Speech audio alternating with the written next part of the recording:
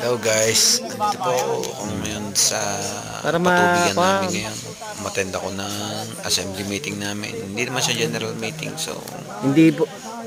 Every week Pangulo, hindi na po magkukusayang kasi yung listahan nyo matagal na. yan, pinapaliwanag nilulumot na yung listahan nyo, hindi pa nagbabayad ng nagparotol. Talagang hindi na po magkukusayang. Tapos yung pinapaliwanag yung mga bylaws. Baka po nakalimutan, may amnesia. Nagkukomento rin sa mga banggitin nyo kasi yung pangalan ng sinasabi. So sinasagot naman nila kami. Then yun, nagkakaroon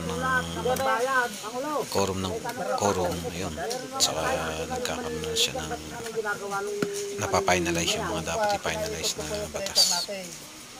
So hanggang dito lang ang aking video. Don't forget to like and subscribe.